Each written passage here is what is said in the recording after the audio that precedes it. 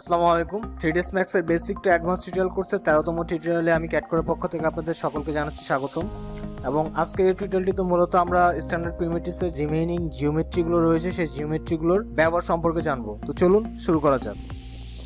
এখন আমি মূলত রয়েছি আমার 3ds Max সফটওয়্যারটির মধ্যে এবং গত টিউটোরিয়ালে আমরা যেগুলো দেখেছিলাম আমরা কোন জিওস্পি এবং তিনটে জিওমেট্রির ব্যবহার সম্পর্কে জেনেছিলাম এবং আজকে আমরা মূলত জানবো আমাদের যে রিমেইনিং জিওমেট্রিগুলো আছে সেই জিওমেট্রিগুলোর ব্যবহার। ফার্স্টে যে জিওমেট্রিটির কাজটা আমি দেখাতে যাচ্ছি আপনাদেরকে, সেটির নাম হলো টুরাস। এবং টুরাস জিওমেট্রিটি নেওয়ার জন্য আমি সিম্পলি যেটি করবো, এই টুরাস বাটনটির উপরে আমার মাউসের লেফট বাটন ক্লিক করে আমি আমার 3ds Max এর যে ভিউপোর্টটি রয়েছে সেই ভিউপোর্টটির মধ্যে এসে আমার মাউসের সিম্পলি ক্লিক অ্যান্ড ড্র্যাগের মাধ্যমে আমি আমার টুরাস যে জিওমেট্রিটি রয়েছে সেটি আমি তৈরি করব। এবং এই জিওমেট্রিটি তৈরি করার পরে আমি যদি আমার মডিফাই ট্যাবে আসি, তাহলে এই টুরাস রিলেটেড যত ধরনের প্যারামিটার, যত ধরনের মডিফাই করার জন্য যত ধরনের অপশনগুলো মূলত আমি এখানে পেয়ে যাব। এবং এটির মাধ্যমে আমরা ডিটেইলিং, যেটা আমি বলেছি যে ডিটেইলিং আমরা 3D মডেলিং করতে পারি। সো এখানে প্যারামিটার্সের মধ্যে রয়েছে রেডিয়াস 1। এই রেডিয়াস 1টা মূলত নির্ভর করে আমার এই টুরাসের বাইরের রেডিয়াসটি, এবং রেডিয়াস 2 মূলত নির্ভর করে আমার এই টুরাসের ভিতরের রেডিয়াসটি। তারপরে যেটি রয়েছে সেটি হলো রোটেশন। এই রোটেশনটি মূলত নির্ভর করে আমার যে এই টুরাসের মধ্যে যে সেগমেন্টগুলো আমরা দেখা পাচ্ছি, এই সেগমেন্টগুলোর রোটেশনটি মূলত এই রোটেশনের মাধ্যমে নির্দেশ করা হয়। এবং তারপরে যেটি রয়েছে সেটি হলো টুইস। এই টুইস অপশনটি মূলত নির্দেশ করে আমার যে টুরাসের একটি স্টার্ট পয়েন্ট রয়েছে, অর্থাৎ যে এখান থেকে এটি শুরু হয়েছে সেই স্টার্ট পয়েন্টটি মূলত আমি টুইসের মাধ্যমে টুইস্ট করতে পারি, যেমনটি আপনারা ঠিক দেখতে পাচ্ছেন। সো এখানে আমি আমার টুইস্টটি আমি 0 করে দিই। এরপরে যেটি রয়েছে সেটি হলো সেগমেন্ট। আমি ইতিপূর্বে আপনাদেরকে বলেছি যে একটি অবজেক্ট কত স্মুথ হবে সেটি মূলত নির্ভর করে সেই অবজেক্টটি সেগমেন্টের উপরে। তো সেগমেন্ট এখানে দেওয়া আছে 70। আমি যদি আমার এই সেগমেন্টগুলো আমি যদি কমিয়ে দিই, তাহলে আমার এই অবজেক্টটি অনেক বেশি আনস্মুথ হয়ে যাবে, যেমনটা আপনারা দেখতে পাচ্ছেন। এটি সেগমেন্ট যদি 3টা থাকে তাহলে এটি একটি ত্রিভুজ আকৃতির একটি অবজেক্টে পরিণত হয়ে গেছে। যদি 4টি থাকে তাহলে এটি চতুর্ভুজ, যদি 5টি থাকে তাহলে এটি পঞ্চভুজ, ষড়ভুজ ইত্যাদির মাধ্যমে এটি সেগমেন্ট যত বেশি হবে এই জিনিসটি তত বেশি স্মুথ হবে। তারপরে যেটি রয়েছে সেটি হলো সাইড। সাইড বলতে বোঝাচ্ছে মূলত এই যে এইগুলো যেগুলো হলো হরিজন্টাল ভাবে যে সেগমেন্টগুলো রয়েছে সেইগুলোকে বোঝাচ্ছে আমার এই টুরাসের সাইড।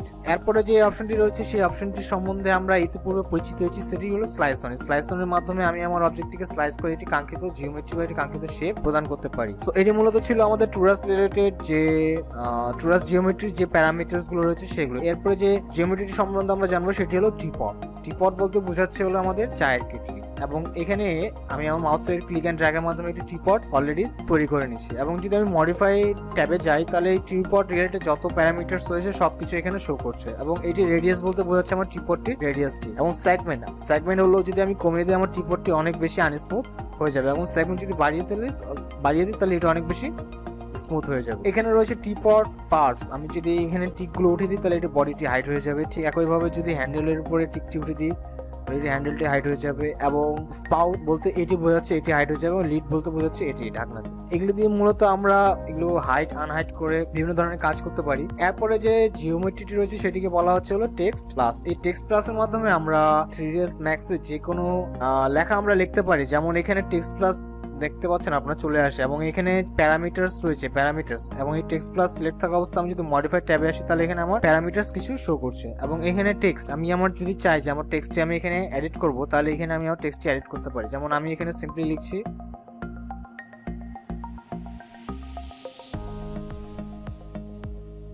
ক্যাটকোর লিখে আমরা মূলত এটি সিলেক্ট করে এটির হলো এখান থেকে ফন্টের যত ধরনের ফন্টের স্টাইল রয়েছে ফন্টের স্টাইল চেঞ্জ করতে পারি। এবং এখান থেকে এটি রেগুলার বা বোল্ড আমরা যে কোনো ধরনের একটি সিলেক্ট করতে পারি। এখানে আরো অনেকগুলো অপশন রয়েছে। এই অপশনগুলো সম্বন্ধে আমরা পরবর্তী টিউটোরিয়ালগুলোতে আরো বিস্তারিতভাবে আলোচনা করব। টেক্সট রিলেটেড আমাদের একটি টিউটোরিয়াল আসবে মূলত। এখান থেকে আমি যদি আমার অপশন রয়েছে সেটি হলো এক্সট্রুড। আমি যদি এক্সট্রুড করি তাহলে আমার এই টেক্সটটি আমি এক্সট্রুড করতে পারবো। সো এরপরে যে জিওমেট্রিটি আমি মূলত দেখাতে যাচ্ছি সেটি হলো পিরামিড।